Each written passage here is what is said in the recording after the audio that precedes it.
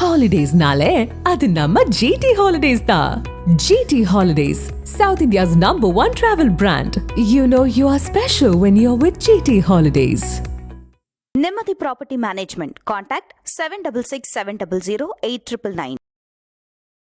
அனைவருக்கும் வணக்கம். இது உங்கள் ஃபோர்த் ஸ்டேட் தமிழ். நான் உங்கள் அருள்மொழிவர்மன். இன்று நமது தலையங்கம் நிகழ்ச்சியில் தமிழ்நாடு அரசினுடைய தலைமை வழக்கறிஞர் சண்முக சுந்தரம் ராஜினாமா பண்ணியிருக்கிறாரு. இவர் யார், இவருடைய பின்னணி என்ன, இவர் ராஜினாமா செய்வதற்கான காரணங்கள் என்னென்ன அப்படிங்கிறதை குறித்து அலசுகிறது இன்றைய தலையங்கம் நிகழ்ச்சி.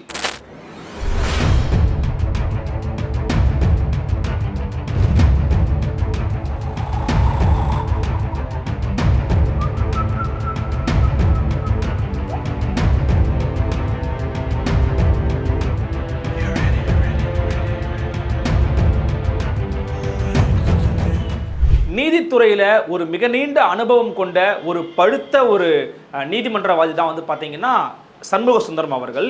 சண்முக சுந்தரம் அவர்கள் தற்போது தமிழ்நாட்டினுடைய தலைமை வழக்கறிஞர் பொறுப்பிலிருந்து ராஜினாமா பண்ணியிருக்கிறாரு. இவர் ராஜினாமா பண்ணிய பிறகு பார்த்தீங்கன்னா தமிழ்நாட்டினுடைய அடுத்த தலைமை வழக்கறிஞராக PS ராமன் நியமிக்கப்பட உள்ளதாக தகவல்களும் வெளியாகி இருக்கிறது. இப்படியாக ஒரு பரபரப்பான ஒரு பேசுபொருளுக்கு இது உள்ளாவதற்கான காரணங்கள் நிறையவே இருக்கு. சண்முக சுந்தரம் அவர்களுடைய பின்னணி பார்த்தீங்கன்னா ரொம்ப சுவாரஸ்யமான பின்னணி. திரு சண்முக சுந்தரம் அவர்கள் 1952ஆம் ஆண்டு திருநெல்வேலி மாவட்டத்தில் பிறந்தாரு. இவருடைய தந்தை ராஜகோபால் பார்த்தீங்கன்னா இதற்கு முன்னாடி தலைமை வழக்கறிஞராக இருந்த ஒரு நபர் தான். அது மட்டும் இல்லாம மதுரை CBIல பார்த்தீங்கன்னா சிறப்பு வழக்கறிஞராகவும் இவர் பணியாற்றி இருக்கிறாரு. இவருடைய குடும்பமே பார்த்தீங்கன்னா திராவிட சித்தாந்தத்தின் மீது ஒரு பற்று கொண்ட ஒரு குடும்பம்னே சொல்லலாம். எனவே சண்முக சுந்தரம் அவர்கள் பார்த்தீங்கன்னா திமுக ஆட்சி காலகட்டத்தில் இருக்கும்போது தான் முக்கியமான பொறுப்புகளில் பதவியில் இருந்தார். குறிப்பா சொல்லணும் அப்படின்னா திமுகவினுடைய ஆட்சி காலகட்டமான 1989 முதல் 1991ஆம் ஆண்டு வரைக்கும் தமிழ்நாட்டின் கூடுதல் குற்றவியல் வழக்கறிஞராக பணியாற்றி இருந்தார். அதே போல 1996ஆம் ஆண்டிலிருந்து 2001ஆம் ஆண்டு வரைக்கும் தமிழக அரசினுடைய குற்றவியல் தலைமை வழக்கறிஞராக பதவி வகிச்சிருந்தார்.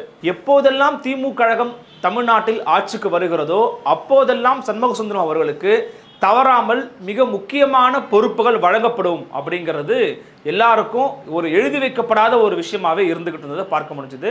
அதற்கேற்றபடியே திமுக கழகமும் முக்கியமான பொறுப்புகளை கொடுத்துக்கிட்டே இருந்தாங்க. இதுல ரொம்ப இன்னொரு குறிப்பிட வேண்டிய விஷயம் என்ன அப்படின்னு பார்த்தீங்கன்னா 2006 முதல் 2008ஆம் ஆண்டு வரைக்கும் திமுக கழகம் ஆட்சியில் இருந்தாங்க இல்லையா, அந்த நேரத்தில் மாநிலங்களவை உறுப்பினராகவும் ஆக்கப்பட்டார். பிறகு 2021ஆம் ஆண்டு தமிழ்நாட்டில் திமுக ஆட்சி பொறுப்பிற்கு வந்த பிறகு திரு மு.க. ஸ்டாலின் அவர்கள் அரசு தலைமை வழக்கறிஞர் பொறுப்பை வழங்குகிறார். முக்கியமா நீங்க டான்சி வழக்கு குறித்து கேள்விப்பட்டிருப்பீங்க.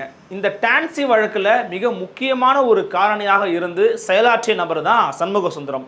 அதனாலேயே திமுகவுக்கு சண்முக சுந்தரம் ரொம்ப நெருக்கமான ஒரு மனிதராக இருந்திருக்கிறாரு. இந்த டான்சி வழக்கின் பின்னணி என்ன?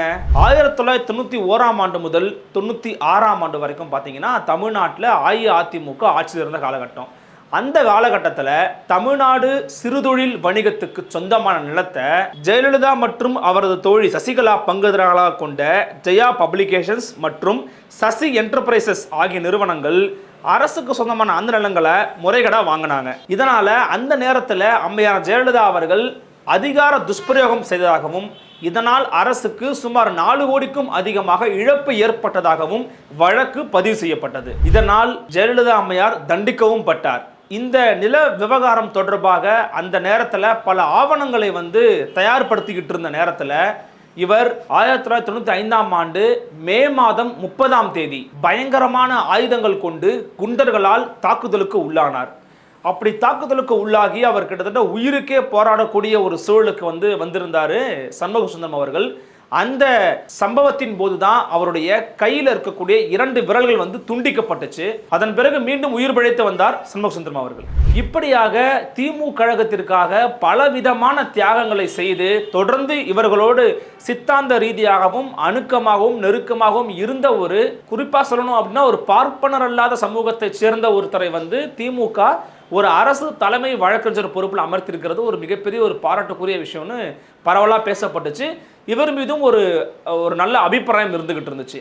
ஆனால் இந்த நேரத்தில் இவர் தானா முன்வந்து நான் விலகிறேன் அப்படின்னு சொல்லியிருக்கிறதுக்கு பின்னாடி பலவிதமான அரசியல் நிகழ்வுகளும் இருக்கிறது அப்படின்னு சொல்றாங்க.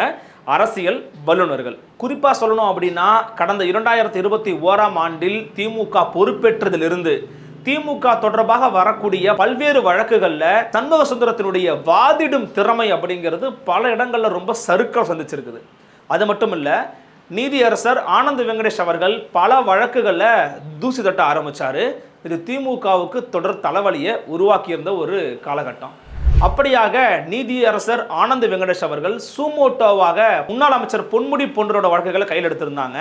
இது போன்ற விவகாரங்கள்ல சண்முக சுந்தரத்தினுடைய பதில் வாதங்கள் அப்படிங்கிறது நீதிமன்றத்தில் திருப்திகரமா இல்லை, சரிவர இவர் செயல்படல அப்படிங்கிற விமர்சனங்கள் எழ ஆரம்பிச்சது. குறிப்பா சொல்லணும்னா இந்த பொன்முடி அவருடைய வழக்குல இவர் சரியான வாதங்களை முன் வச்சிருந்தாரு அப்படின்னா நிச்சயமா பொன்முடி மேல இவ்வளவு பெரிய ஒரு பிளாக் மார்க் வந்திருக்காது, அவர் தப்பிச்சிருக்கலாம் அப்படின்னு சொல்றாங்க.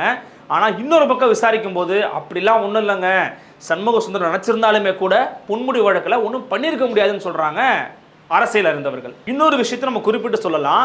தமிழ்நாட்டில் திமுகவுக்கு நேர் எதிர் சித்தாந்தம் கொண்ட ஒரு கட்சியாக பாஜக இருக்குது. இதை திமுகவும் சொல்றாங்க, பாஜகவும் சொல்றாங்க.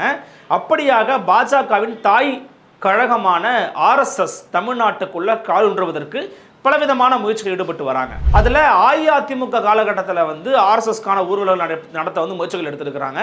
திமுக ஆட்சி காலகட்டத்தில் RSS ஊர்வலம் நடத்தக்கூடாது அப்படின்னு சொல்லி திமுகவுடைய கூட்டணி கட்சிகள் உட்பட பல பேர் கடுமையான எதிர்ப்புகளை பதிவு பண்ணிட்டு வந்தாங்க. குறிப்பாக விசிகா கூட சொல்லணும். RSS தமிழ்நாட்டுக்குள்ள ஊர்வலம் பண்ண மாட்டாங்கப்பா, நடக்கிறது திமுக ஆட்சி அப்படின்னு பேசிக் கொண்டிருந்த நேரத்தில் தமிழ்நாட்டில் RSS ஊர்வலம் நடத்தியது. அதற்காக நீதிமன்றத்தில் அவங்க போய் வாதாடினாங்க. அந்த நேரத்தில் கூட சரியான வாதங்களை முன் வச்சு சரியான ஃபேக்சுவல் இன்ஃபர்மேஷன்ஸை முன் வச்சிருந்தாரு சண்முக சுந்தரம் அப்படின்னா RSS தமிழ்நாட்டுக்குள்ள ஊர்வலம் நடத்தியிருக்க முடியாது. இதுலேயும் ஒரு சறுக்கல் சந்திச்சிருக்கிறார் சண்முக சுந்தரம் அப்படின்னு சொல்றாங்க திமுக வட்டாரங்கள்.